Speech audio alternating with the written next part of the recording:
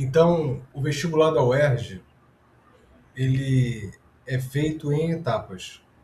Então, tem o primeiro exame de qualificação, segundo exame de qualificação, tem a prova discursiva e a redação. Então, todo ano, 4 livros são escolhidos para os candidatos que vão fazer o vestibular. Então, o primeiro livro para o primeiro exame, o segundo livro para o segundo exame, o terceiro para específica em linguagens e o quarto para a redação. O primeiro livro é Ainda Estou Aqui, Marcelo Rubens Paiva, que nós iremos começar a ler hoje. Hoje.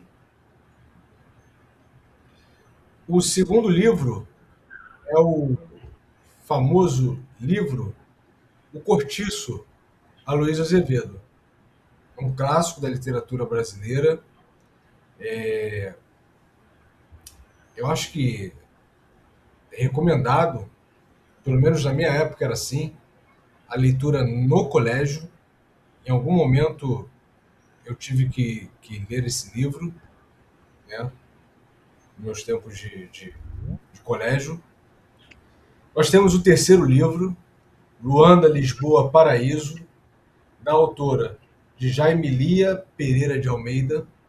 Não conheci a autora, então é um livro que, para mim, é novo. Como ano passado teve o Pepetela, literatura angolana, não conhecia também. O quarto livro, que é o da redação, é o texto base para fazer a redação da UERJ, é o Bem-Amado Dias Gomes. Então são os 4 livros. Então são 4 livros todo ano.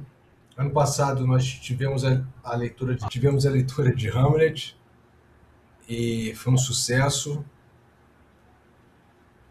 E assim, sempre fica aquela questão: posso não ler? Posso ler resumos, resenhas, assistir vídeo passando o resumo do livro? Olha, poder a gente pode tudo que a gente quiser, nem tudo, né? Mas poder a gente pode. Porém, não é o que eu recomendo. Por quê?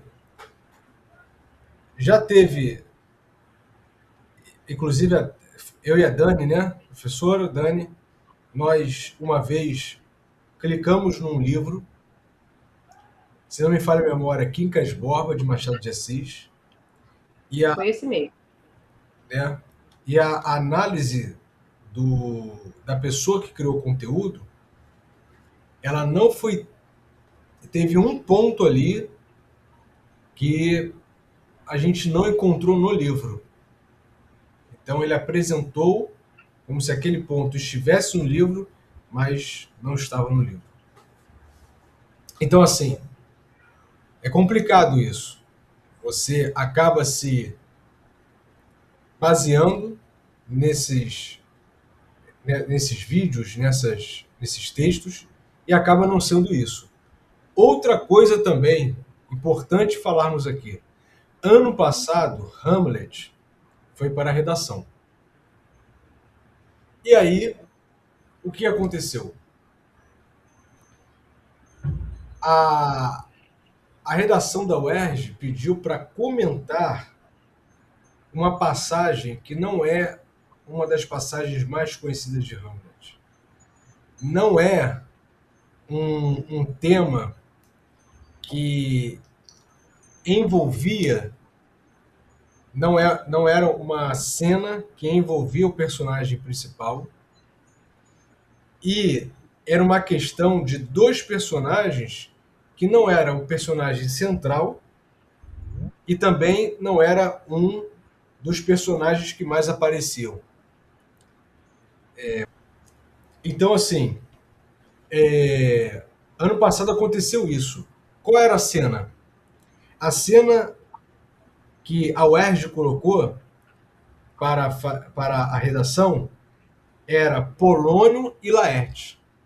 Quem leu com a gente Hamlet ano passado viu que tanto Polônio como Laerte eram personagens que apareciam, mas esta cena não era uma das principais, era uma questão ali própria de Polônio e própria de Laerte. Eu creio que a banca fez isso de propósito, para querer dividir quem leu e quem não leu. Tá? E aí era aquela passagem que Polônio ele vai dar um conselho para Laerte e ele fala assim: ser fiel a ti mesmo. Então, pessoal, por que eu estou falando isso? Estou querendo evidenciar a necessidade de ler os livros. Nós não conseguimos ler o do PPTela ano passado com os alunos. Ano retrasado, lemos todos, mas ano passado não conseguimos. Então vamos começar.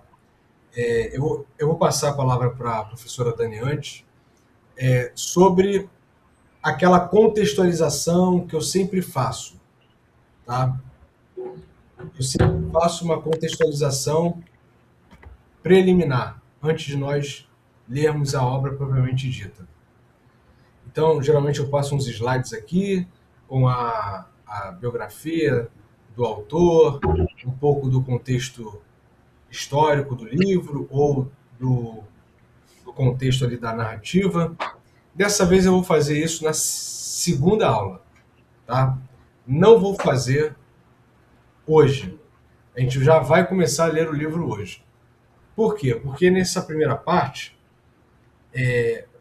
não tem um aprofundamento desse contexto histórico. Tem, né? Mas ainda não é um aprofundamento. Então, nosso próximo encontro eu faço essa contextualização, tá bom? Fala, professora Dani. Eu já quero ler o livro. Estou bem curiosa para saber quais são as diferenças entre o filme, né, e o livro, porque sempre tem muita diferença.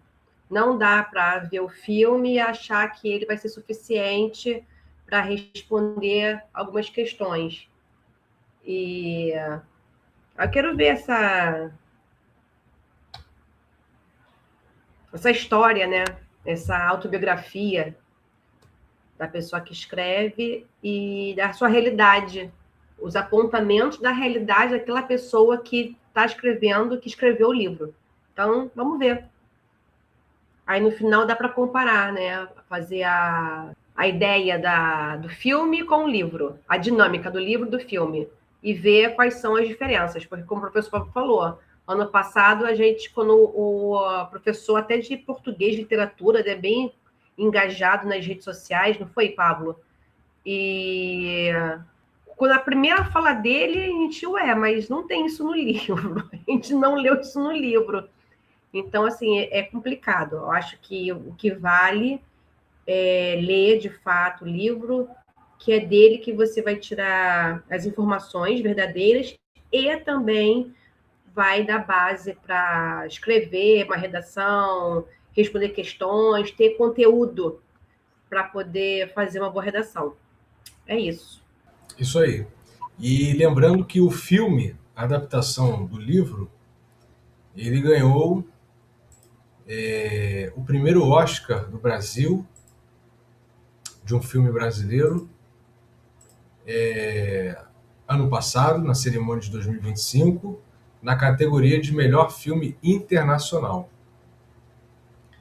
Então, o longa foi dirigido por Walter Salles, estrelado por Fernanda Torres e Selton Mello. O Selton Mello e a Fernanda Torres são os personagens ali. Fernanda Torres a protagonista e o Selton Mello é a pessoa que a personagem procura no decorrer do filme. Foi indicado também em outras categorias, melhor filme e melhor atriz, no caso Fernanda Torres, mas não venceu. O filme não venceu essas categorias. mas ganhou o primeiro Oscar de um filme brasileiro, melhor filme internacional. O filme, ele, ele, claro, como a gente sempre fala, toda adaptação não tem a riqueza do livro. Claro que tem filme que acaba virando uma obra-prima como um livro, né? Mas o filme foi muito bem feito. Foi muito bem feito.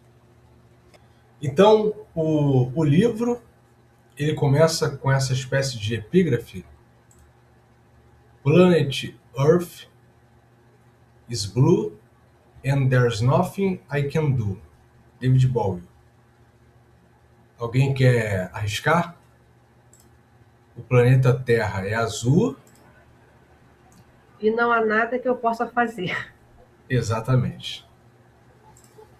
Não há nada que eu possa fazer. Então, o livro começa com parte 1, tá? E a primeira pergunta no título: onde é aqui? Porque a gente vê o título: Ainda estou aqui. Mas ainda está aqui aonde? Né? Então, onde é aqui? Que lugar é esse? Que a pessoa diz que ainda está lá. Então vamos lá. Não nos lembramos das primeiras imagens e feitos da vida, do leite do peito, das grades do berço, do móbile que se mexe sozinho magicamente, de nos virar, não conseguir desvirar e chorar até alguém acudir, de como jogar as perninhas para o lado, nos virar e desvirar sozinhos.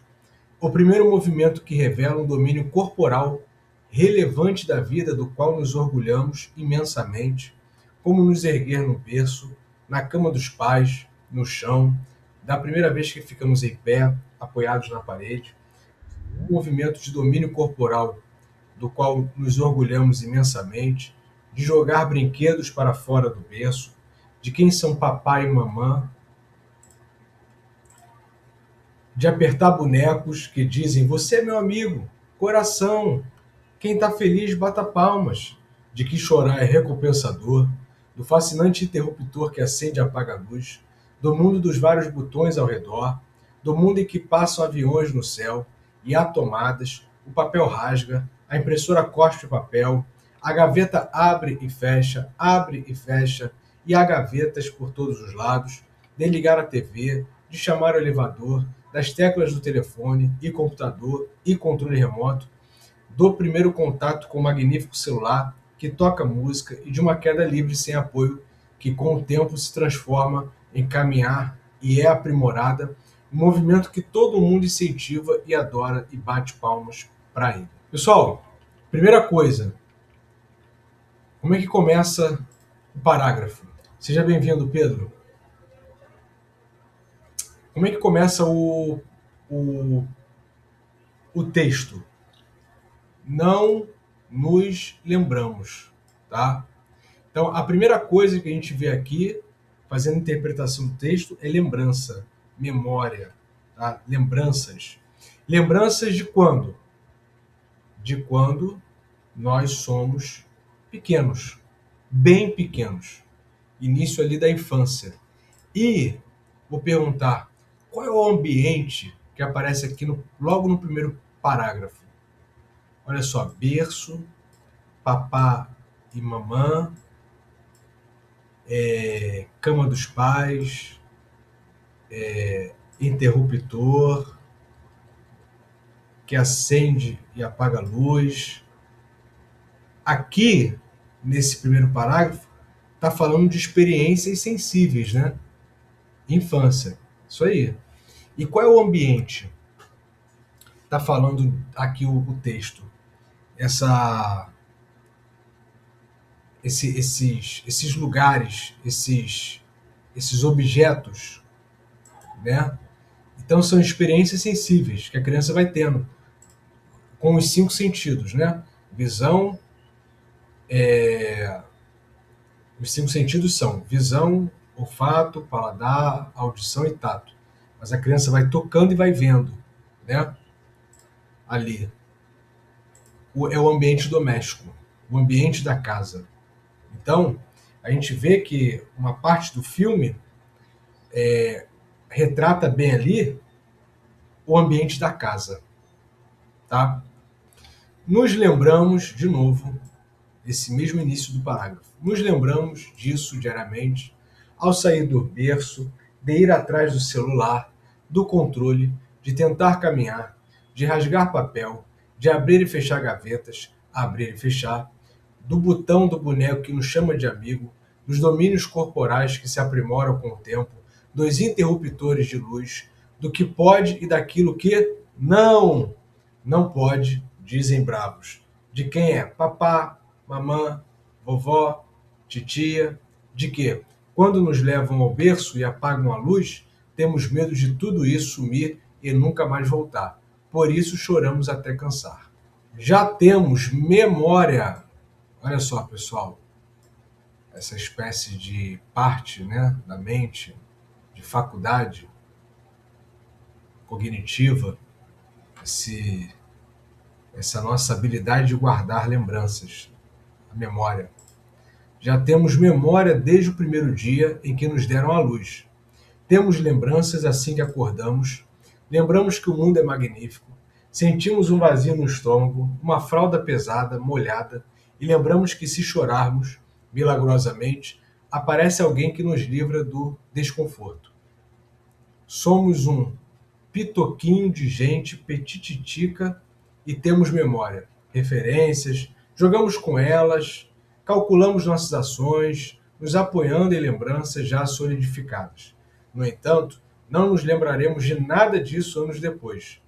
Não nos lembramos de nada disso, mas nos lembramos do triciclo que ganhamos aos 3 ou 4 anos, da pré-escola, de uma festa de aniversário em que foram todos os amigos, de alguns brinquedos, babás, casas em que moramos, corredores, quartos, castigos, brigas, escolas, tias professoras e coleguinhas.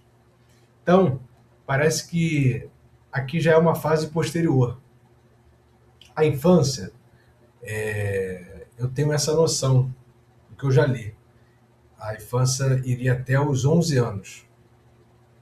E a partir dos 12 seria uma espécie de juventude, a partir dos 15, uma espécie de adolescência. Então, ali seria a infância, no decorrer da infância. As primeiras lembranças que guardamos para o resto da vida são as de quando temos 3 ou 4 anos, e a cada ano que passa virão mais lembranças que serão guardadas, 5, 6, 7, que se tornam as primeiras lembranças mais fortes do que o esquecimento. Então, se nós temos lembranças e se nós temos memória, nós temos também o esquecimento. Se fôssemos colocar essas duas palavras lado a lado, nós temos as lembranças e o esquecimento como uma espécie de palavra antagônica, né? Nós temos palavras opostas, né? Quente, frio, dia, noite, bem, mal. Então nós temos essas palavras que são opostas, né? Então o esquecimento, ele é o oposto de lembrança. Então é a primeira vez que ele aparece aqui no texto. Que serão cobertas por novas experiências que se acumulam, 8, 9, 10. Aqui é a idade, né? Meu filho não vai se lembrar de quando tinha 1 aninho e fazia questão de mostrar um umbigo a todos que viessem falar com ele. Só sossegava se também mostrássemos o nosso. Não vai se lembrar dos umbigos gordos, peludos, lisos, engraçados, femininos, enormes, branquelos, tortos, achatados, moles, tímidos, exuberantes, belíssimos que viu. Não vai se lembrar dos tios, tias, amigos e amigas dos pais, desconhecidos e desconhecidas, que levantaram a camisa para ele, fazendo uma cara engraçada, sorrindo o sorriso que ele costumava checar se tinha a ver com o umbigo, pois olhava o umbigo alheio, o rosto do seu dono e voltava ao umbigo. Esse negócio de esquecimento das pessoas, eu acho que hoje está menor por causa das redes sociais. Então, eu não tenho rede social pessoal, perfil pessoal no Instagram. Mas quem tem e mantém velhas amizades na sua conta, fica vendo, mesmo que não tenha mais contato direto, frequente, fica vendo o passar da vida daquela pessoa, né? Então hoje a gente não esquece com tanta facilidade, porque hoje você tem as redes sociais, né? Nós temos as redes sociais, então as pessoas estão sempre aparecendo ali. Quem não tem, como eu, que tem que fazer um esforço para lembrar. Mas a criança, ela tem muito isso, né? De mexer aqui, ali, com o corpo, né? Ver o corpo sendo uma extensão de si. Aí eu lembro que ou é o umbigo, aí tem aqui, quando a gente toma a vacina, num braço, aí fica aquela marca, aí a criança fica mexendo, depois cicatriza, aí fica aquela marca, fica, né? Então tem coisa de criança fazer isso. Aqui. Nem vai se lembrar de que girava na sala com uma barata tonta, caía, levantava e girava. Só dias depois descobrimos que estava jogando capoeira sozinho na sala, que aprendeu na escolinha. Mas saberá do seu fascínio infantil por esse buraco de nome engraçado no meio do corpo, que todos têm. Depressão na pele, resultado da queda do cordão umbilical, a primeira cicatriz fisiológica que ganhamos. O umbigo, onde estava ali ligada, né, cordão umbilical, ele é importante, né? Porque é a ligação da criança com a mãe, com a sua progenitora. Então, se a gente fosse pensar simbolicamente, metaforicamente, tem isso.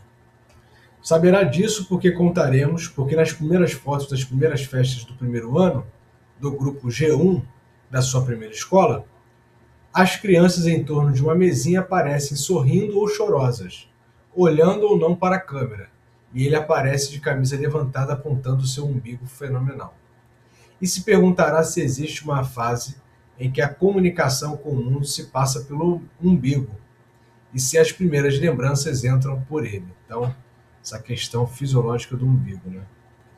Então, o autor, Marcelo Rubens Paiva, coloca um umbigo ali, uma ligação dele com a família. O renascimento de um fato psicológico passado, seu reconhecimento e localização, são as condições necessárias das lembranças ou da memória. Elimine um deles, não será lembrança, mas reminiscência. Você olha uma pessoa na rua, pensa reconhecê-la, imagina que já a viu antes, mas não sabe dizer quando nem onde. Há o retorno de um fato passado e o reconhecimento, mas falta a localização. Não há lembrança. Henri Bergson escreveu sobre isso. Um teste clínico simples para detectar a falta de memória, como em pacientes com Alzheimer, é perguntar onde e em que ano estamos. Então, o autor coloca aqui a doença Alzheimer, que é uma doença que o que ela produz na pessoa é justamente o esquecimento. A pessoa esquece quem ela é, a pessoa esquece quem são seus familiares, então ela traz o esquecimento. Henri Bergson foi um filósofo, tá? E a palavra reminiscência, ela até está na doutrina platônica, né? Mas aqui o sentido é lembrança vaga. Então, elimine um deles, não será lembrança, mas reminiscência, essa lembrança vaga. Porque em Platão fala que a alma ela precisa recordar do que ela viu no mundo das ideias. Que a alma, antes de plasmar no corpo, ela passa por um rio e bebe as águas daquele rio, o rio Léter, que é o rio do esquecimento, um rio que divide esse mundo do submundo. E aí a reminiscência ali seria uma espécie de recordação do que a alma viu, contemplou no mundo das ideias, mas não está se lembrando nitidamente, tá? Mas aqui é uma lembrança vaga. Sabe aquela lembrança vaga que a gente tem? Caramba, como é que é o nome daquilo mesmo? Poxa, aonde eu fui? Ou de um passado? Poxa, tinha alguma coisa assim, só que eu não estou lembrado quem estava ali no momento, onde foi, como aconteceu. Então, é esse sentido aqui. 30 de janeiro de 2008. Saímos da Estação Liberdade. Alguém sabe onde fica essa estação? Liberdade? Não é Rio de Janeiro. Quem viu o filme sabe, porque aparece Né? um... Porque existe um bairro chamado Liberdade. Oi? Pode ser São Paulo, porque lá existe um bairro chamado Liberdade. É São Paulo. Tá até aqui a cola, né? Depois que eu vi. Mas é São Paulo, é o bairro Liberdade. Então, no É, filme... onde tem os descendentes de japoneses. Sim, sim. Tem a comunidade japonesa lá, né? Verdade. Então, é um bairro da cidade lá paulista, da cidade de São Paulo. E parece, não sei se vocês lembram, mas no filme tem esse outro momento que eles estão fora do Rio, estão em São Paulo. Então, fazia sol, mas me lembro do cheiro de que ia chover. Talvez todo paulistano detecte com precisão o cheiro da chuva a caminho. Sente no ar que o mundo pode desabar e tudo vai mudar. Sabe que, se chove, segue-se o caos. E que, por mais que tentemos, a natureza ainda é quem comanda a rotina do maior núcleo urbano da América do Sul. São Paulo é das raras cidades que tem postes com placas que indicam área sujeita a enchente. Letras em vermelho sobre um fundo azul, com duas grandes nuvens com gotas enormes, placa que não está no Código de Trânsito Brasileiro. Como se adiantassem ao motorista que desce a rua Diana, em Perdizes, onde está a placa, na esquina com a rua Turiaçu, em algumas placas Turiaçu com C cedilha, né? Que no caso de tempestade a rua em frente se torna um rio caudaloso e que a enchente desce a rua com uma correnteza forte no mesmo sentido dos carros, não na contramão, como se também obedecesse às placas de trânsito e que alaga todos os verões. Pessoal, vou fazer uma pausa, uma mini pausa aqui. Será que o autor está pegando a água? Ele está apenas descrevendo a cidade de São Paulo? Ou ele colocou aqui a água, as enchentes, a chuva, aqui ó, a tempestade, que se torna um rio caudaloso e que a enchente desce a rua com uma correnteza forte no mesmo sentido dos carros, não na contramão. Será que isso tem algum caráter simbólico, metafórico? Ele não disse nada. Então não dá para concluir isso, tá? Ele descreveu a cidade de São Paulo. A memória é uma mágica não desvendada. Um truque da vida. Uma memória não se acumula sobre outra, mas ao lado. A memória recente não é resgatada antes da milésima. Elas se embaralham. Você não tem assim uma memória, você até pode ter uma memória assim limpa de algo, mas não se tem assim algo. Até dá para você por meio de, não sei, hipnose, não sei. Parece que, né, Dani, tudo que a gente vê fica guardado, só que a gente não acessa, não estamos conscientes disso. E existem alguns métodos, algumas técnicas para poder chegar nesse conhecimento, ao conhecimento dessa memória, não é isso? Isso, pelo inconsciente. O inconsciente capta tudo o que acontece no nosso entorno, aquilo que nossos olhos não conseguem captar. Nossa consciência, porque é muita informação. Então, às vezes, você, por exemplo, passou por alguém na rua e depois de um certo tempo você encontra, você conhece a pessoa e fala assim, cara, eu te conheço de algum lugar. Certamente vocês se cruzaram e aquela imagem ficou registrada na tua cabeça e em algum momento ela retorna, né? Então, a ciência trabalha essas questões da mente, né? Até a filosofia da mente, a neurociência também tem essa perspectiva. Então, é sempre importante saber que a memória... E a memória nos engana também, né? Tem essa questão também. Ok, legal. Então, ele afirma que elas se embaralham. Minha mãe, com Alzheimer, não se lembra do que comeu no café da manhã. A mãe, que é a protagonista do filme, mas não é... Ela aparece no filme, né? Porque o filho é contado, o livro, né? Marcelo Rubens Paiva, é filho da Eunice e de Rubens Paiva. E a mãe aparece no final, só que sendo interpretada, ela já na velhice, pela Fernanda Montenegro. Vocês se lembram? Quem assistiu o filme se lembra? Então mostra mais ou menos isso aqui, ó. Minha mãe com Alzheimer não se lembra do que comeu no café da manhã. Minha mãe com Alzheimer vê meu filho de 1 ano, que é a minha cara, e o reconhece. Olha só. Então, uma coisa ela lembra, outra não lembra. Não acha que sou eu, mas o chama de filhinho, de meu filhinho. E sempre diz, é a coisa mais linda. E às vezes se confunde e diz, ela é a coisinha mais linda. Pode ser ela, a criança, pode ser que, por ter tido 4 filhas, todos os bebês se tornem ela. Minha mãe reclama muito quando levamos embora. Centro Velho de São Paulo. Saímos da estação Liberdade. Minha mãe, minha irmã Veroca e eu. Cruzamos o Largo 7 de Setembro. Me lembro do cheiro de que ia chover e do agito em torno do fórum. Ela já tinha feito aquele caminho centenas de vezes.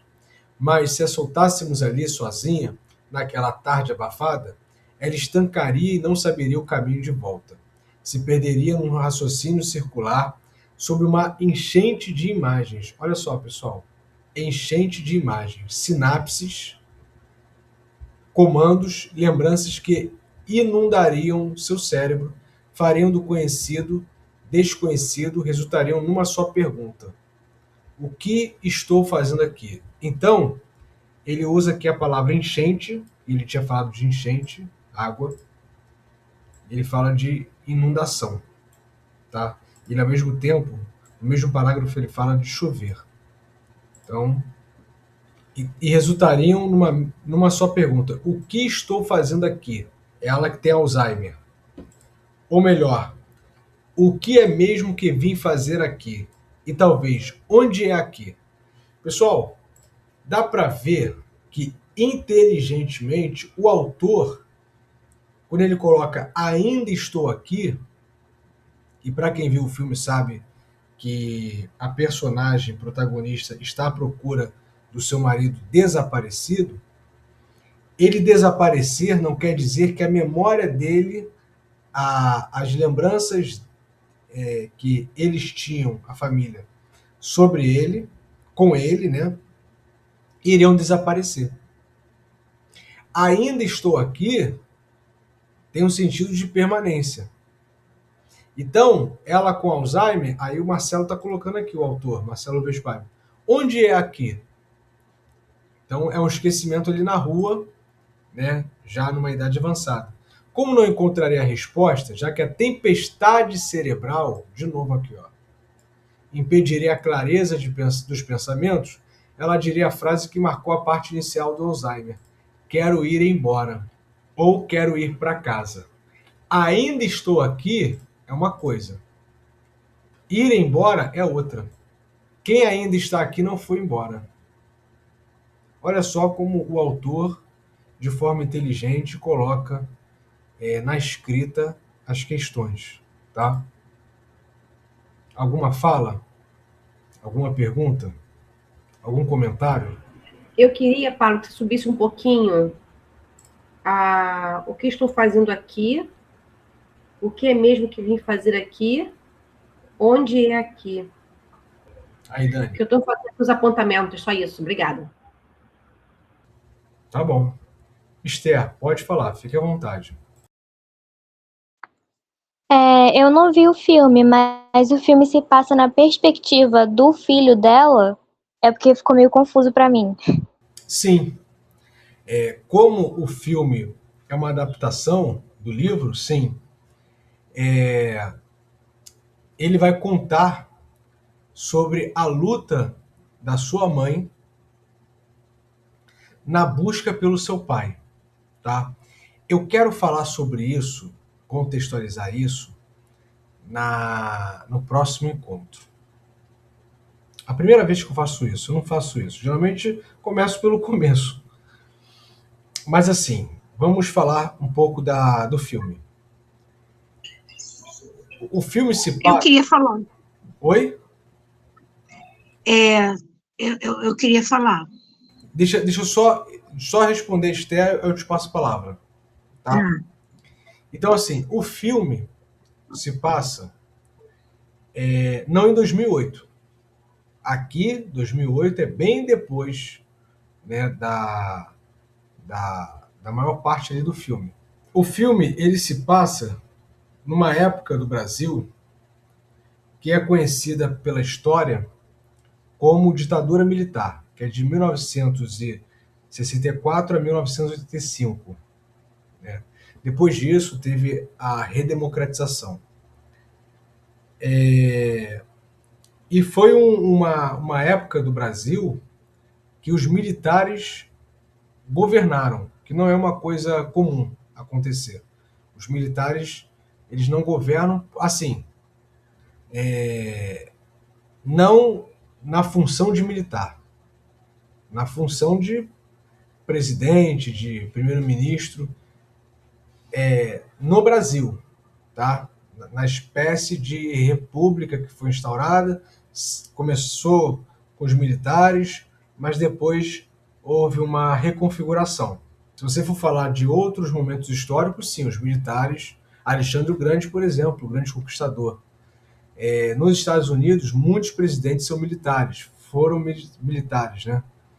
Então, mas não se tinha isso. Nós temos uma república federativa com presidencialismo, e aí eles assumiram. Eles assumiram. E quando eles assumiram, eles tinham um modus operandi para controle. E o pai do autor, o Rubens Paiva, ele era um engenheiro civil, foi deputado federal e ele foi investigado, né, pelos serviços da época. Nós tínhamos serviços de inteligência, como do ICOD, DOPS e tal, do Exército Brasileiro, Polícia do Exército, da própria polícia. E aí ele foi conduzido para um quartel. E desde esse momento não se viu mais ele. Ele desapareceu. E aí a sua esposa, ela acaba querendo saber onde ele está. Então, assim, a Eunice Paiva, ela tem duas opções. Ou ela segue a vida, né? Ou ela insiste em procurá-lo. O que ela faz? Ela insiste em procurá-lo. Então começa uma trama investigativa dela. Então, ainda estou aqui é uma espécie de permanência dessa procura pelo seu marido. Tá? Foi um momento muito complicado, complexo, delicado que o Brasil viveu. Tá? Então, a gente vai... E aí, a sua pergunta, né, Esther? A perspectiva é do filho. O filho contando e registrando. Ele fala de memória por quê? Porque ele está registrando. Ele registra com esse livro tudo isso que a família passou. Porque existem povos mais memorialistas do que outros. Então, assim, nós temos um defeito brasileiro. Nós não sabemos quem são os nossos bisavós. O nosso bisavô, que dirá tataravô, tá? Tataravó, a gente não sabe. Então, a gente tem esse problema com relação à nossa árvore genealógica, com relação à nossa história, com relação à nossa origem. E outros povos são mais memorialistas, registram tudo. Então, quando ele escreve esse livro, é uma forma de registro. Mas é na perspectiva dele, sim. Tá? Tânia perguntou, pode falar. Abriu o microfone, não sei se era a pergunta. Abri. Pode seguir. Tá bom. Se quiser falar... Tá bom? Tá. Tá. Beleza? Eu esqueci. Se for falar assim, para não esquecer, escreva. Porque acontece, às vezes, a pessoa levantar a mão e não conseguir perguntar depois. Ou falar, ou comentar. Escreva, tá? Porque às vezes eu preciso terminar o raciocínio. Mas vamos lá. Às vezes, então, quero ir para casa. Às vezes sorridente, às vezes furiosa, sempre surpreendente. Entramos no Fórum João Mendes. Ela olhava para o lugar com familiaridade e sorria. Estava curtindo o passeio. Esperamos nas filas dos elevadores. Sobre eles, placas indicam os andares em que cada um para. Um entra e sai numeroso de advogados, estagiários, réus, testemunhas, queixosos, policiais, prisioneiros, assistentes, vítimas e casais se separando. Então, é o cotidiano de fórum. Turiaçu é um rio no Maranhão. A origem do nome vem de Turi, igual a facho, mais açu, grande. Facho, grande, grande luz, grande fogueira. Uma fogueira num lugar elevado e vista de longe servia a pesca do camarão no mar.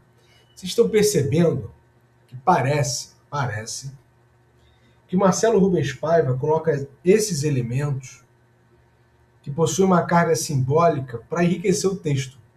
Então ele falou de água, de chuva, de enchente, depois falou das lembranças que seriam uma espécie de enchente e inundariam o cérebro. Agora ele falou do rio, no Maranhão, e o significado. Tá? Então a gente tem que prestar atenção, porque ele não está falando à toa. Tem um bairro desse aqui no Rio de Janeiro, Turiaçu. Então tem lá e tem aqui, né? No caso lá seria a rua, né? Ao lado de Rocha Miranda. Mas é um bairro, Dani? Chega a ser um bairro? Caramba! Legal. Então vamos lá. Uma fogueira num lugar elevado e vista de longe servia a pesca do camarão no mar. A fogueira, né? Ela tem essa questão, né? Você acende uma fogueira numa ilha deserta para embarcações e aviões te verem de longe. Que vista de longe. A fumaça, né? Em noites escuras, mostrava aos que se demoravam, mais afastados da costa, o ponto do regresso. Guiava os perdidos, olha só. Guiava os perdidos. Quem vai não se perder, mas vai sumir. Eles vão perder, eles que vão perder, né? A pessoa não vai se perder, eles que vão perder.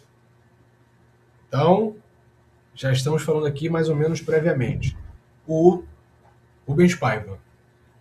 Turiaçu, a grande fogueira, o farol que iluminava o caminho de volta para casa, para a aldeia, para as famílias. Então, para as famílias. Olha só, porque é a família que perde ali. Bateram no meu carro numa paralela a Turiaçu, num dia claro, e fui processado naquele fórum. Minha mãe foi a minha advogada. O sujeito, mesmo culpado, me pediu uma grana. Minha mãe aceitou a conciliação. O cara pedia 5 vezes mais do que o conserto. Apresentou orçamentos falsos. Fiquei decepcionado com ela, pois não lutou até o fim, não fez a justiça prevalecer. Eu era inocente. Ele bateu no meu carro e agora está dizendo que eu bati. Olha só. Não lutou até o fim, não fez a justiça prevalecer. Porque lá no filme aparece que a Eunice ela se forma em direito anos depois do ocorrido, né? Meu filho, faz um acordo, não vale a pena ficar brigando. Não foi feita a justiça, a ausência de justiça. Paguei o conserto do cara. Descemos no elevador com o pilantra, o advogado oportunista dele. Descemos no respeitoso silêncio. E cada parte foi para o seu lado sem se despedir. Eu deveria ter esganado os dois, ele e o advogado.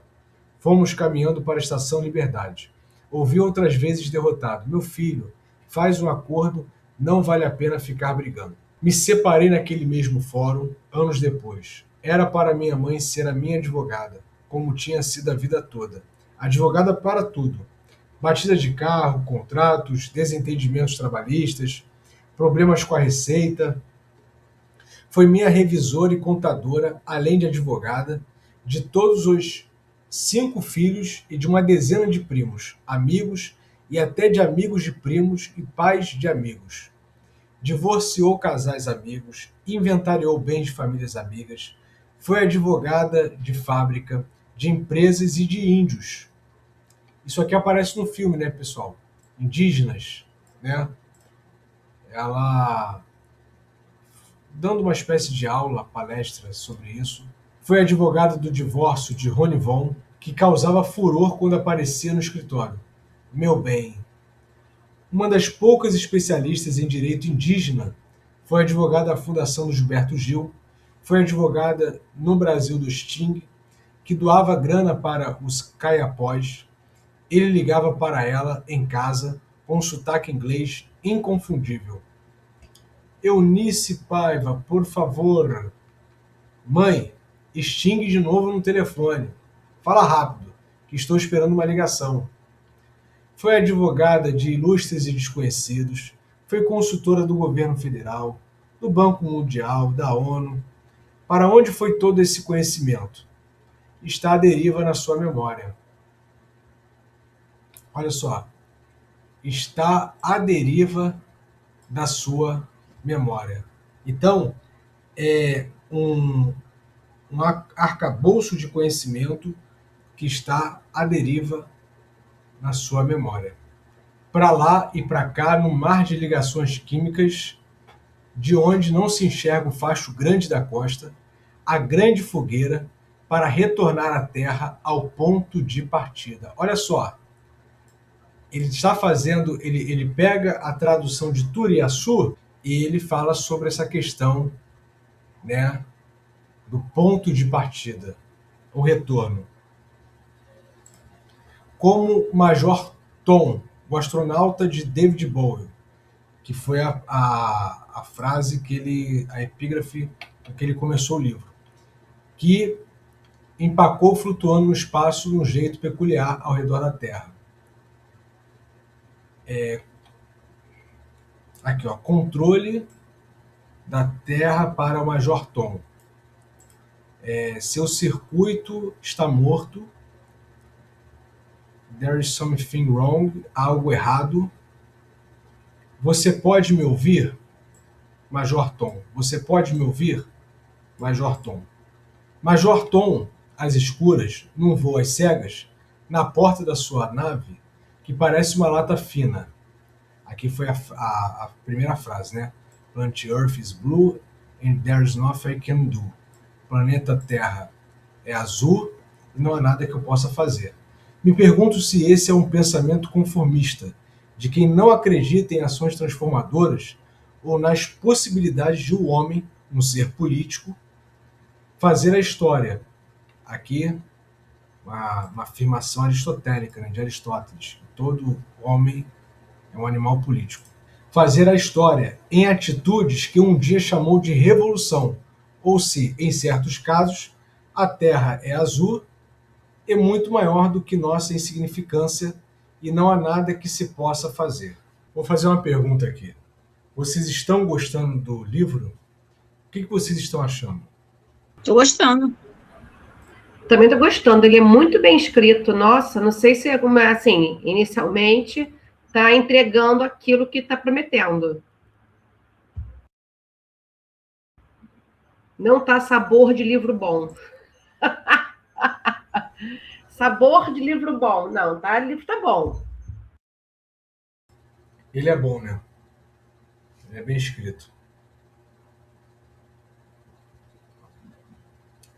Então tá.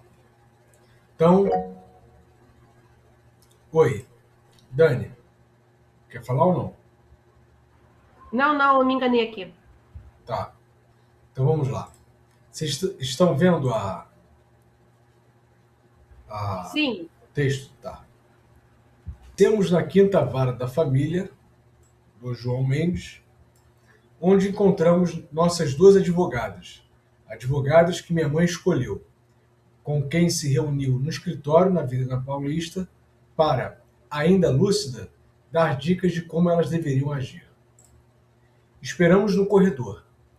Prisioneiros algemados ficam de costas, os rostos grudados à parede e sempre escoltados. Em muitos bancos, réus, testemunhas e queixosos estão incomodados com o mesmo calor, com a ciência de que vai chover, de que sairemos daquele prédio e o caos terá desabado sobre a cidade. Todos, quase em silêncio, silêncio respeitoso, sim, doutor, não, doutor. Eu já disse isso? O curioso,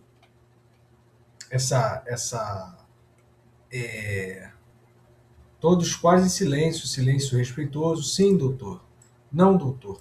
Eu já disse isso? Aqui a lembrança aqui, ó. No caso a memória e o esquecimento, né? Lembrança e esquecimento. O curioso é que dentro das varas quebra-se o maior pau, mas fora, nos corredores, no hall, nos elevadores, pouco se fala. Quando se fala, é aos sussurros. Em nenhum momento ela perguntou o que estávamos fazendo, nem pediu para ir embora. Naquela fase, passear, ver coisas e pessoas, podia deixá-la feliz. E talvez ali se sentisse confortável. Essa fase aqui, pessoal, é do Alzheimer. Ele voltou, ele está continuando o que ele falou lá em cima. Tá? Restavam em sua memória os tantos momentos em que esperou naqueles bancos. Minha mãe devia se sentir em casa, por isso não se queixara. Ainda havia algum senso de presente, logo de memória. Ainda. E talvez não tenhamos uma só memória. Olha a importância aqui, ó, de ainda. Ainda estou aqui. Ainda havia algum senso de presente. E talvez não tenhamos uma só memória. Uma memória da Eunice, mas de cada pessoa que participou daquele acontecimento ali, né? E vamos lá. Diante de cada vara, uma mesinha com uma ou um secretário. Quando nos chamaram, olhei para ela. Vamos? É a nossa vez. Ela olhou para a Veroca. Confiava nos dois, não apenas em mim.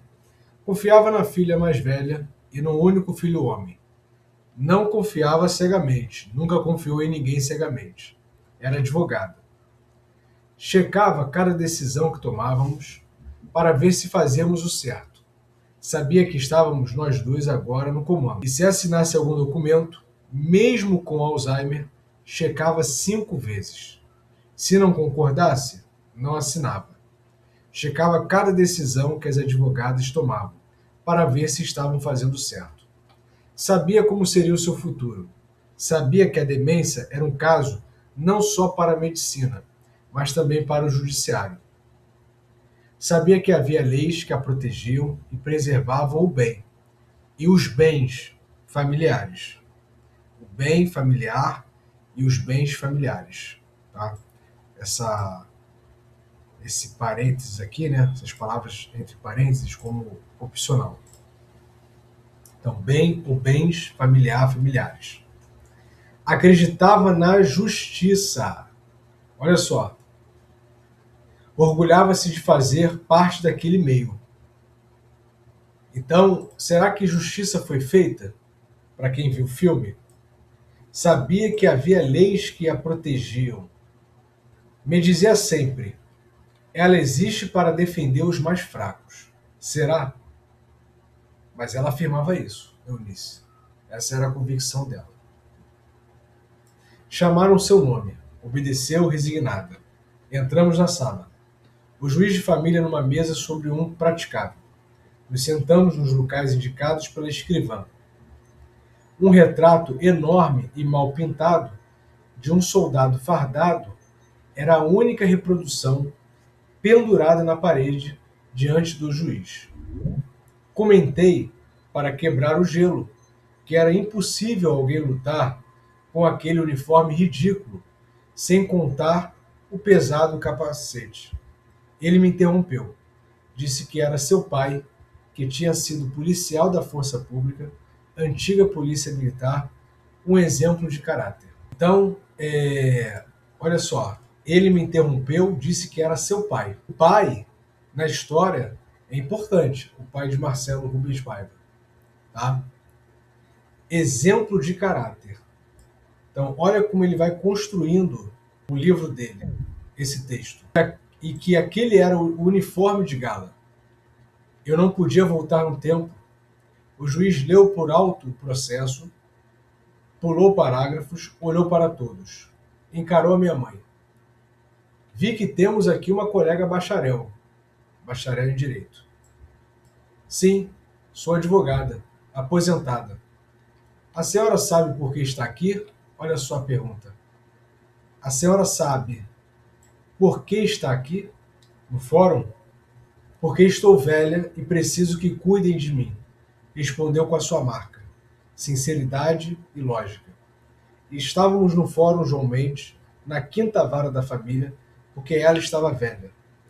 Essa era a grande ironia.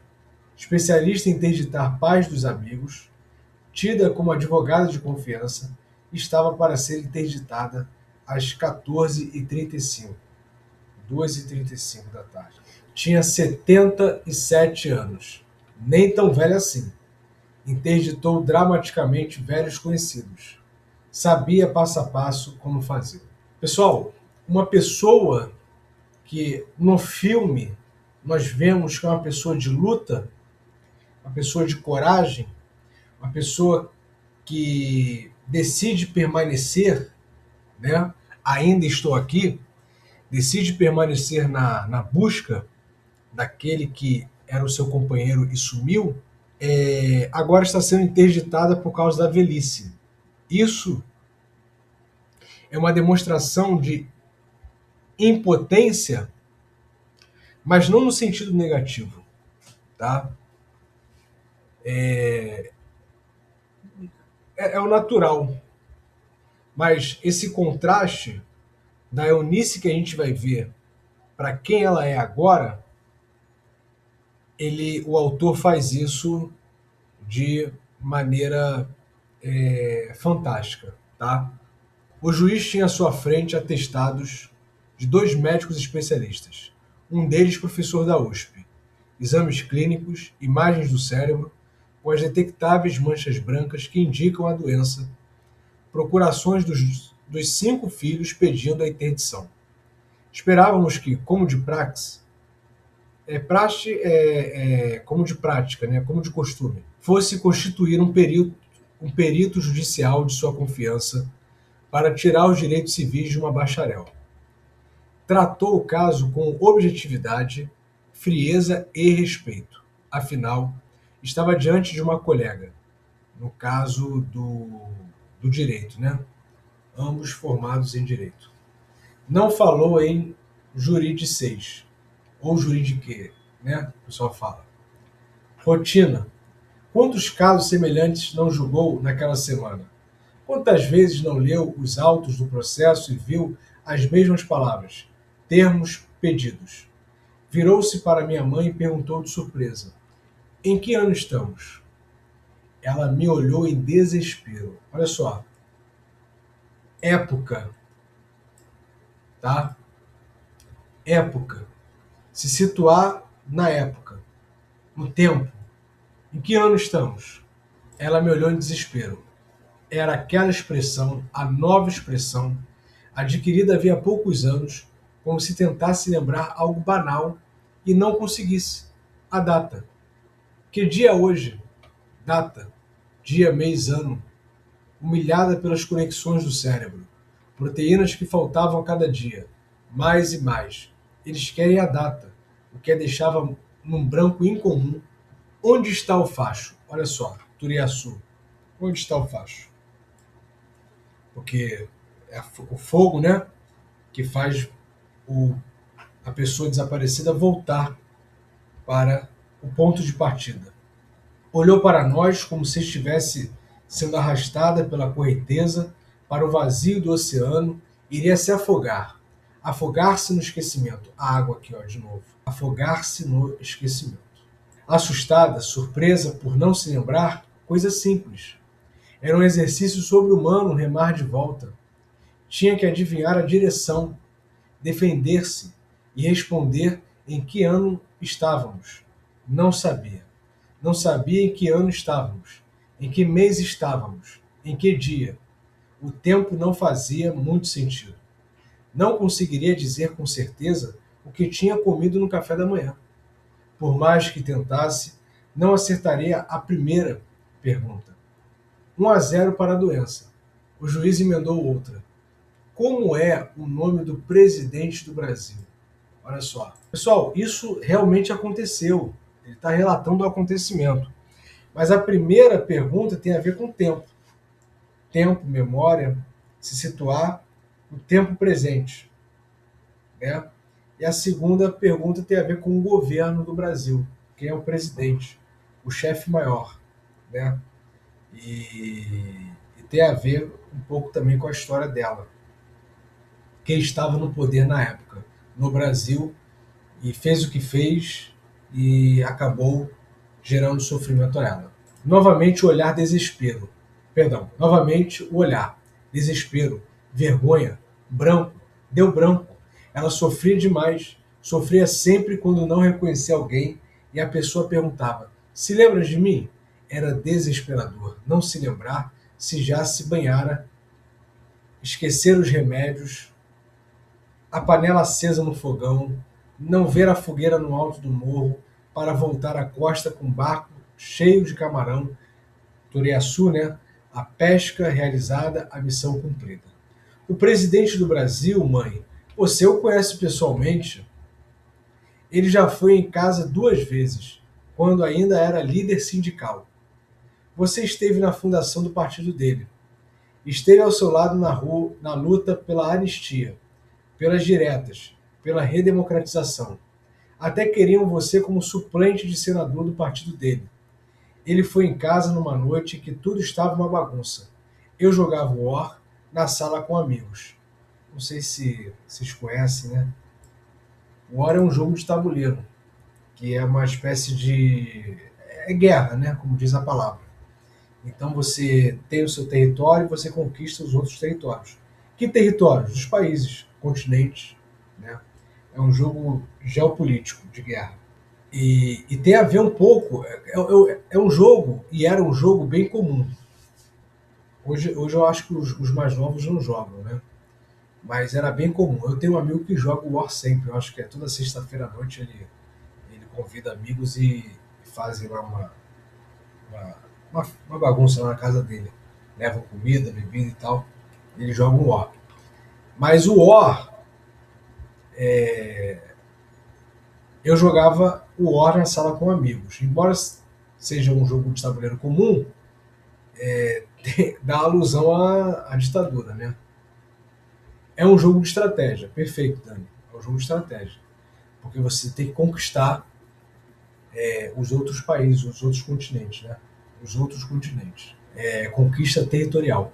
Tínhamos fumado maconha. Ríamos alto.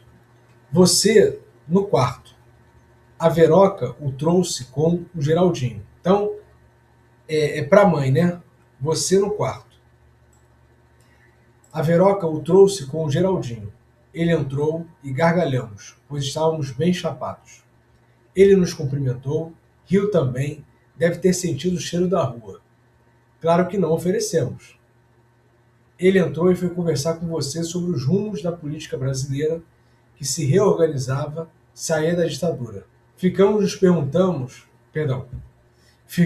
perguntando se deveríamos ou não oferecer maconha ao metalúrgico líder sindical. Melhor não. Naquela época eu fumava maconha em casa com os amigos. No quarto, na varanda, nunca na sua frente.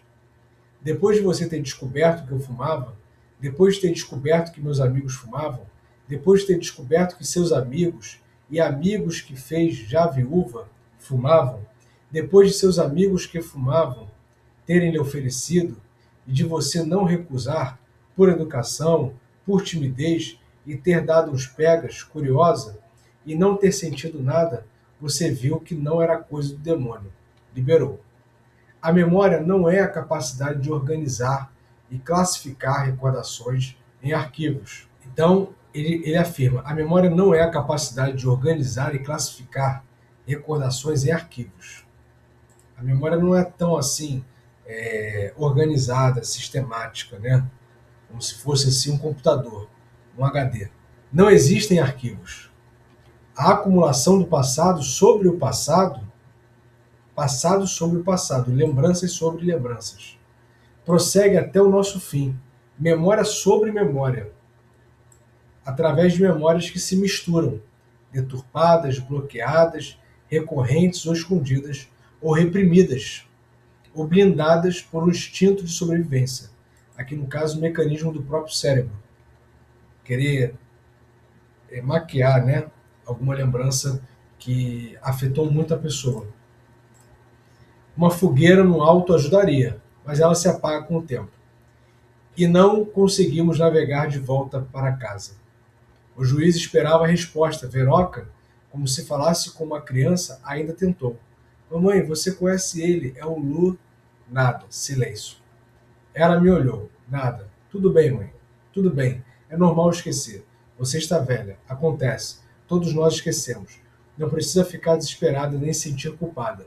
Estamos aqui para te ajudar. Todos nós também vamos envelhecer. Lembra da sua sogra, a vovó? Também ficou assim. Ficou gaga. Sua mãe também envelheceu. Ficou velhinha. Lembra dos amigos dos seus amigos que você interditou? Também ficaram assim. Envelhecer faz parte. Se esquecer é normal. Olha só o peso dessa frase. Se esquecer é normal. É normal? A velhice chega para todos. Eu também me esquecerei no futuro. Eu, a Veroca, as advogadas, esse juiz, o pai dele, nesse uniforme ridículo. Deve ser hoje um velho que se esquece. Não sofra, todos esquecemos. Esquecer faz parte, é normal. Envelhecer é normal, faz parte. Vai dar tudo certo. A justiça te protegerá. Você confia na justiça. Nós cuidaremos de você. Fique tranquila. O juiz perguntou, pois queria saber se tínhamos uma causa, se abriu o processo. Sim, a bacharel estava incapaz. Então, foi uma constatação, né? Sofria de alguma demência. Era a doença que a impedia de se lembrar. Podia ser Alzheimer. Podia ser hormonal ou outra demência. Hoje existem demências identificadas, nomeadas, diferentes uma das outras. A população envelhece. O cérebro da população envelhece. Um perito escolhido pelo juiz faria a avaliação final, mas era preciso fazer a interdição temporária. Interdição. Nós vamos ver uma outra Eunice, tá? Na perspectiva, como a aluna Esther disse, né? Na perspectiva do autor.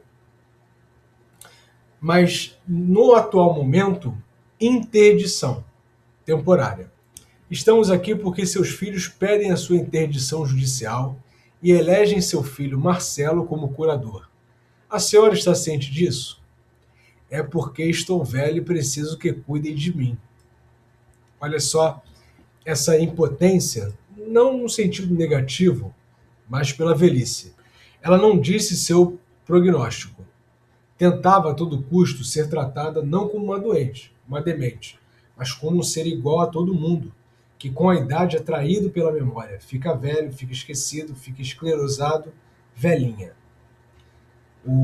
Esse tom sarcástico existe um tom sarcástico bem sutil do Marcelo Rubens Paiva, né? Fica velho, fica esquecido, fica esclerosado, velhinha.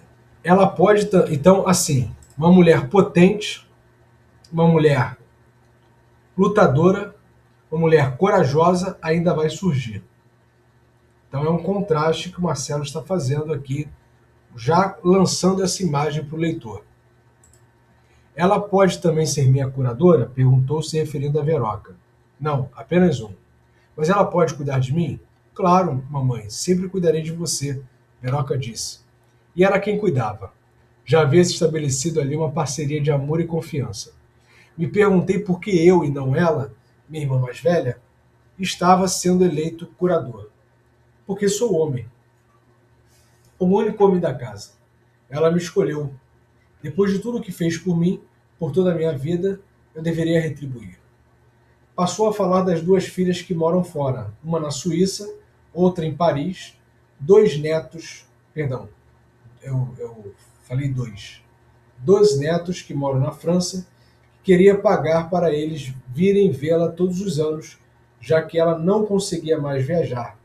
Insistiu que deveríamos sempre mantê-la próxima dos netos, que ela tinha dinheiro para isso. O juiz concordou.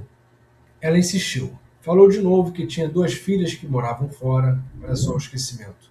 Uma na Suíça, outra na França e 3 netos em Paris, que precisava que eles viessem todos os anos, que ela pagava, se não tivessem dinheiro, pois ela ia todos os anos vê-los, mas agora estava velha, não conseguia viajar, se perdia em aeroportos, se perdia na rua em busca de um táxi, não conseguia comprar passagens pela internet, não conseguia comprar nada pela internet, não conseguia usar a internet, apesar das tardes em que passei ensinando-a, irritava-se com o mouse, não entendia direito o mouse, o cursor sumia e reaparecia, queria mesmo comprar passagens na loja da Varig, que ficava na Paulista, mas a agência tinha fechado, a companhia estava falindo, a VASP também tinha falido, a companhia com a qual viajava rotineiramente atrás da promoção, guarde 9 cartões de embarque e ganhe uma viagem grátis. Faliram. Pessoal, uma pausa aqui rápida. Nós vimos no início essas experiências sensoriais na fase da infância. Liga a TV, mexe no interruptor, abre e fecha a gaveta, pega na grade do berço. E agora, numa outra fase, né?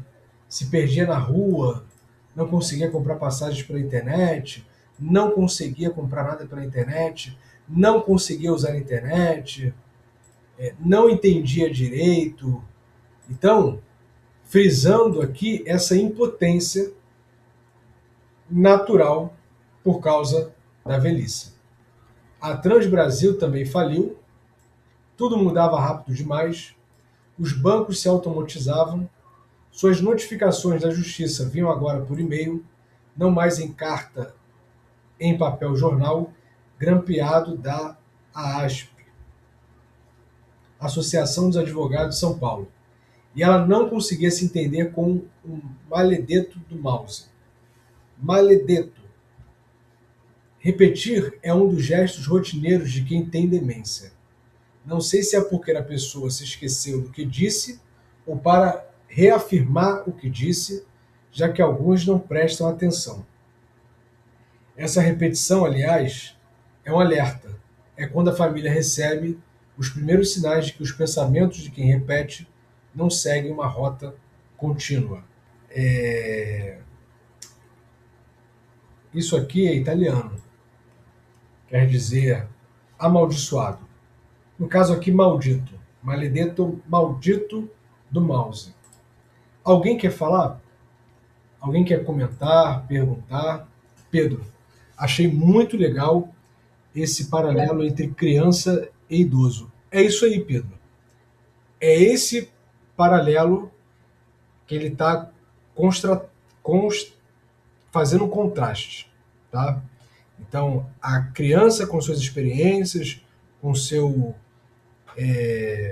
com as suas descobertas do mundo, e agora o esquecimento na velhice. Contrastando. Não saiu. Esther, fala. Ali naquela parte que o presidente está na casa dela, tinha uma palavra que eu não sei o que é. Anistia. Então, a anistia é um... Agora está um pouco em voga, ficou um pouco em voga por causa de alguns fatos políticos que a gente não precisa dizer aqui.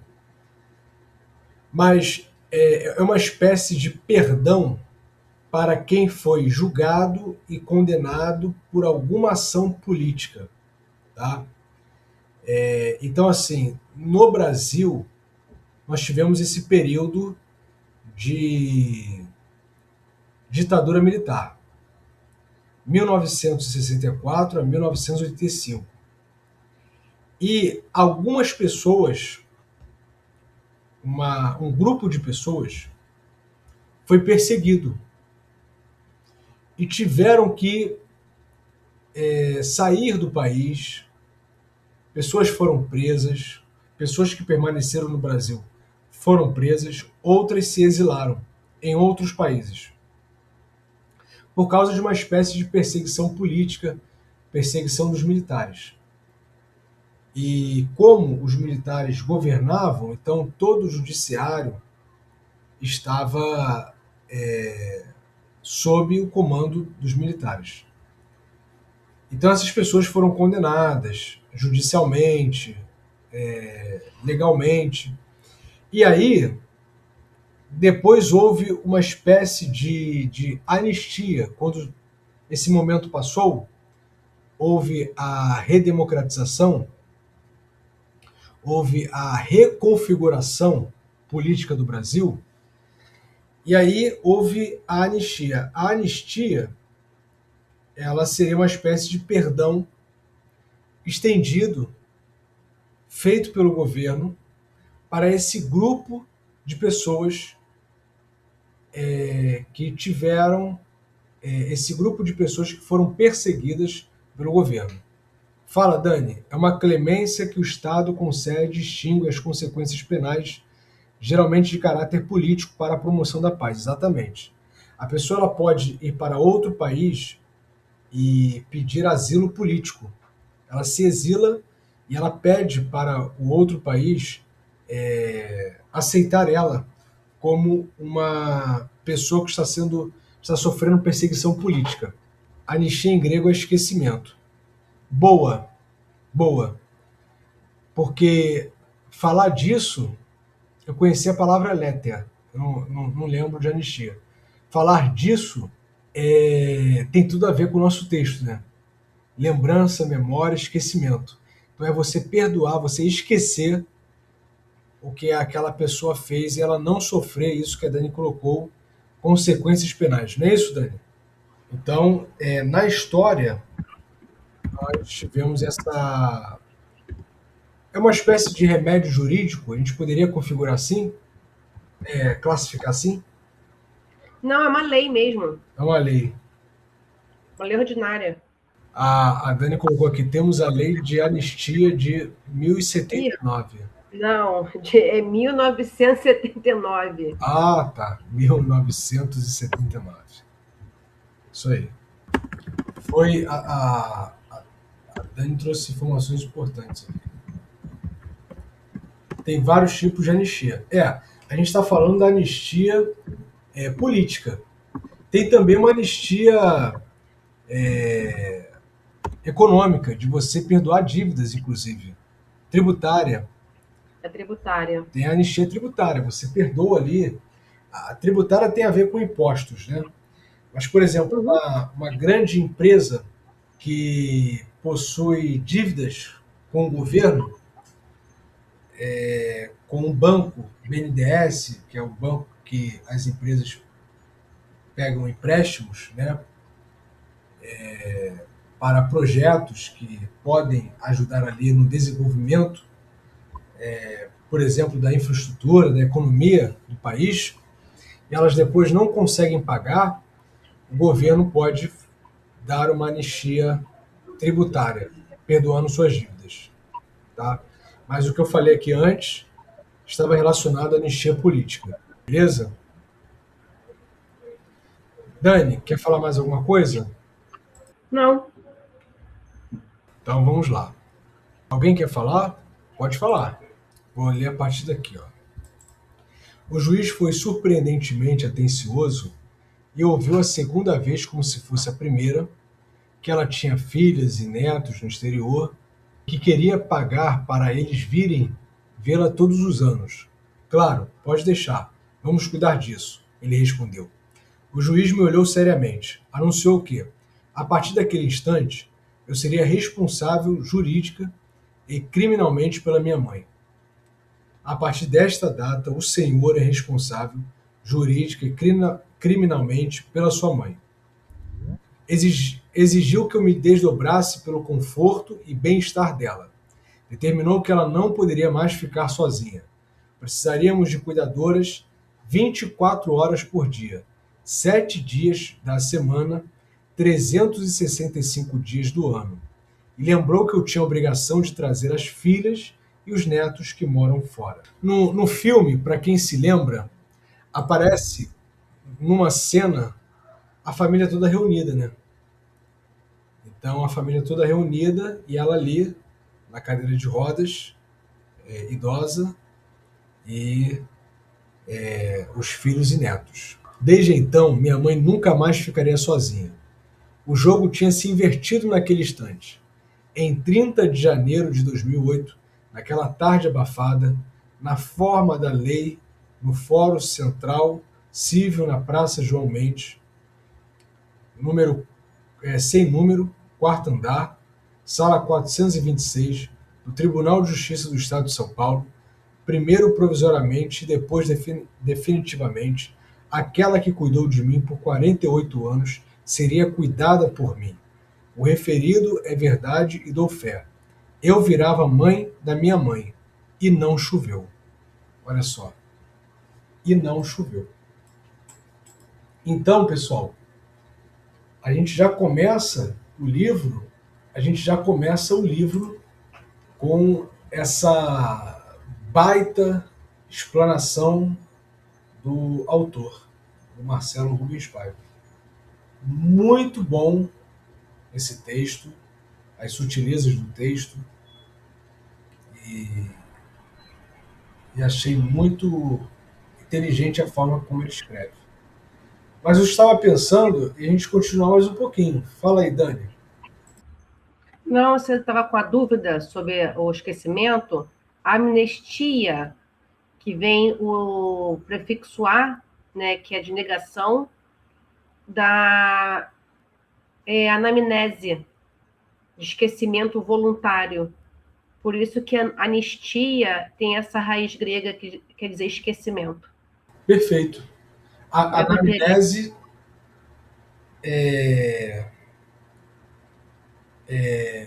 recordação, né? Vem de mímese. Isso. Né? Aí você vai, mímese é memória, e você vai com os prefixos e sufixos gregos acrescentando e chega essa palavra, amnistia, que é esquecimento em grego, que deriva anistia. Perfeito. Tem uma raiz em grego, provém dessa palavra memória, e aí, isso aí. É muito legal. Eu estava pensando em a gente prosseguir mais um pouco. Tem tempo? Vamos? Então vamos começar esse capítulo 2 da parte 1. A água que não era mais do mar. Olha só, a água de novo. A água de novo. Em fevereiro de 2014, nasceu meu filho. Pessoal, uma coisa que a Dani comentou comigo e é verdade, no filme começa lá atrás.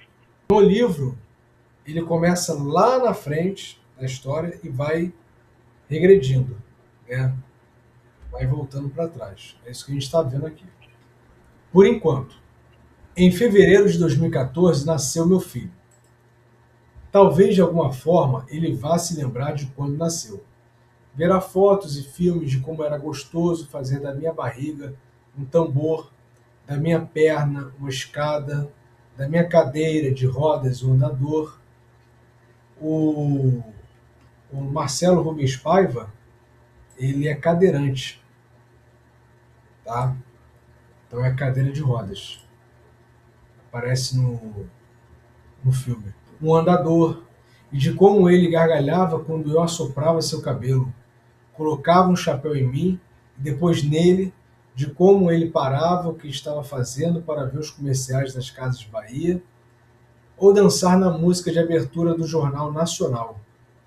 Do prazer em ouvir qualquer música, que começou quando nenê e que descobri casualmente. Música era a única coisa que o fazia parar de chorar, como uma injeção de ondas harmônicas de opiáceos pelos ouvidos.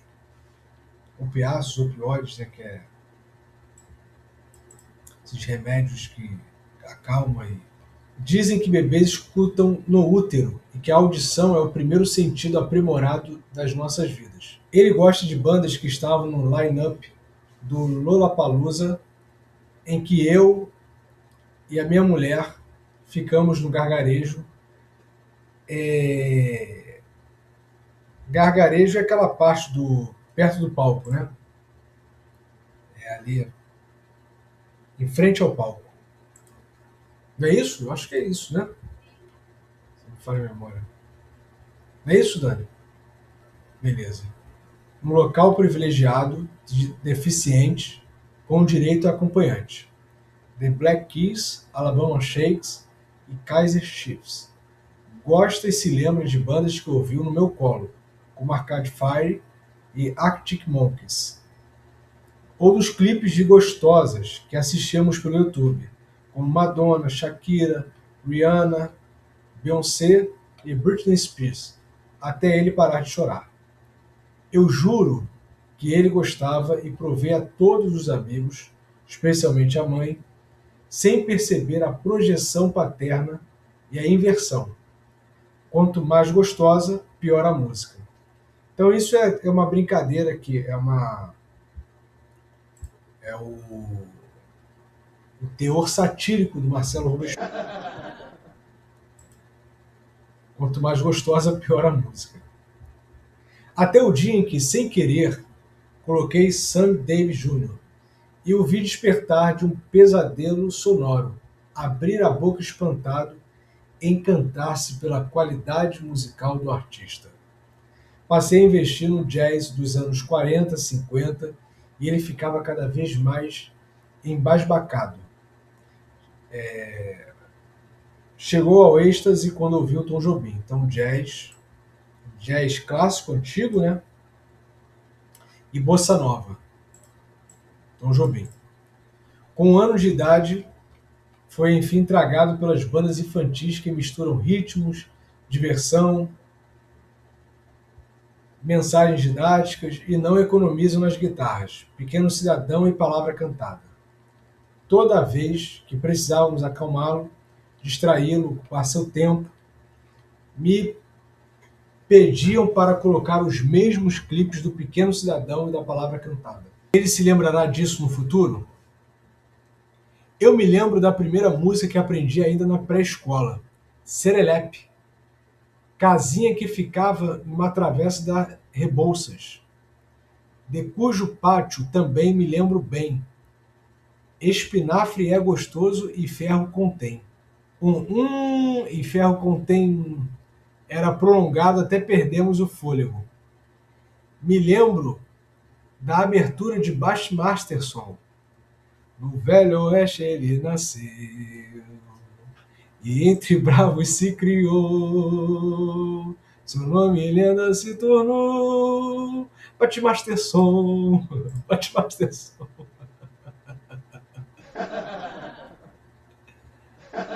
Ai.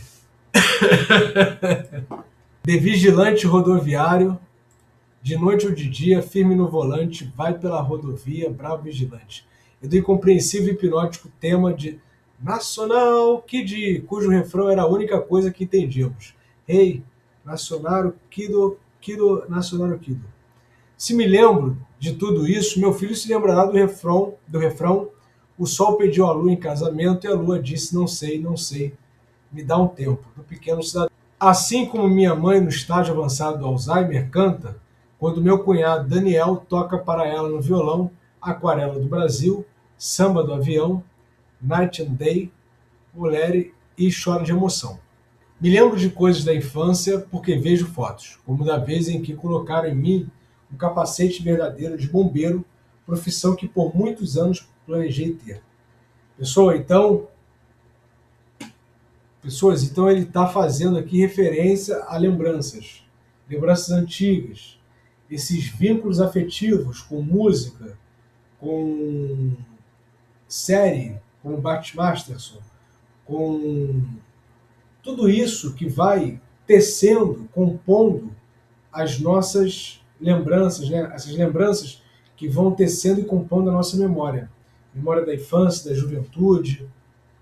No caso aqui, da infância dele e da infância do filho. Está registrado, tem foto, então tenho certeza de que aconteceu.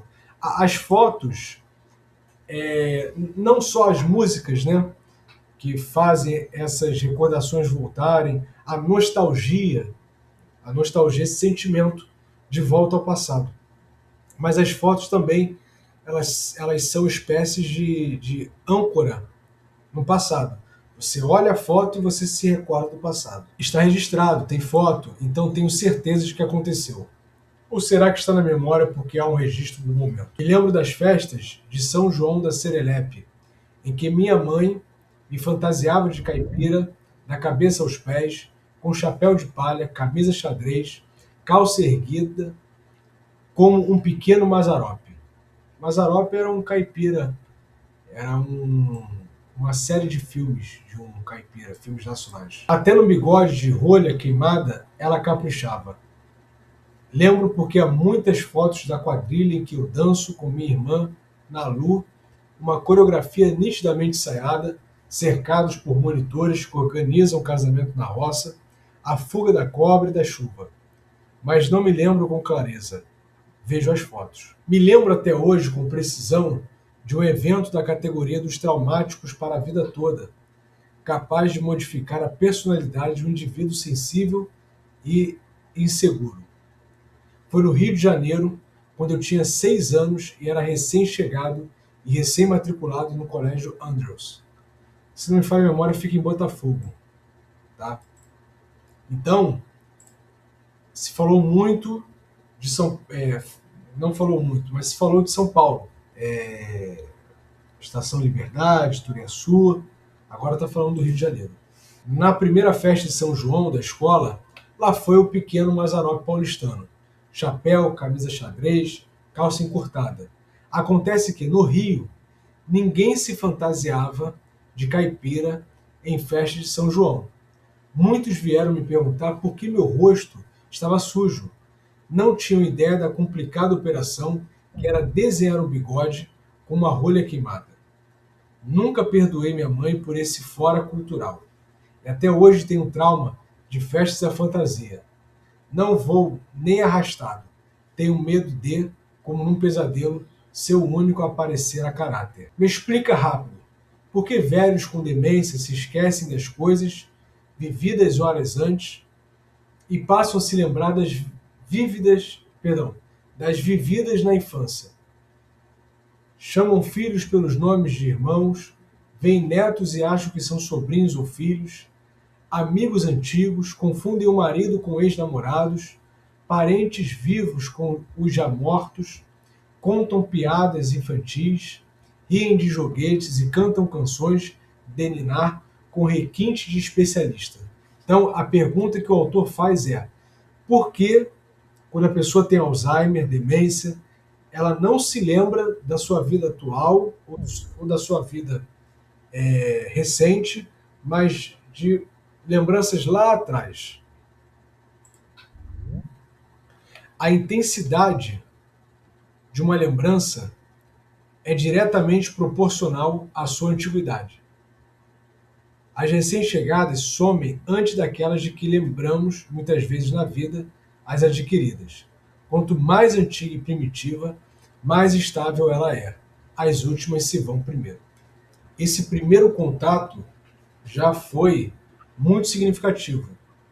A questão da memória, esquecimento, as lembranças da vida, da infância, a questão da mãe, esse contraste dela de idosa para a infância, né?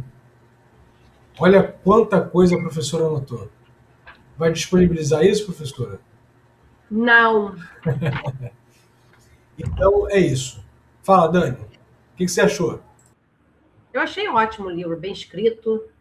É um livro palatável, fácil de ler, não tem muitas dificuldades, tem que só ficar pescando as entrelinhas. O que eu notei aqui, que o ainda, que é um advérbio de tempo, está presente em várias falas. Então, vamos ver como é que vai se destrinchar isso aí, porque um advérbio é algo importante, né? É ele que está conduzindo toda a trama. Então, vamos ver mais. Porque como ele tem... não é um livro como a gente está acostumado a ler, né? Os clássicos, uma literatura mais refinada, né? Que a literatura clássica é uma literatura mais do cotidiano, uma narrativa. A gente se... Como é que eu vou explicar? A gente se... está mais familiarizado com essa linguagem, né? Fica mais fácil do entendimento. Mas existem questões ali sutis que precisam ser percebidas. E eu acredito que isso vai ser dado ao longo do texto, né? Ao longo do livro, porque como tem essas narrativas simples, eu ainda não consegui pegar ainda todas as questões as camadas mais profundas. O que me pareceu aqui foi a questão do advérbio de tempo e da primeira frase que a gente traduziu, né? O planeta Terra é azul e não há nada que eu possa fazer. Que o esquecimento é isso. Quando a gente esquece alguma coisa, não tem nada que você possa fazer para poder voltar à memória. Do nada, ela vê um lapso, lembrei. Ou então a gente está falando alguma coisa, está contando alguma coisa, e do nada, como interrompeu até a Tânia, né?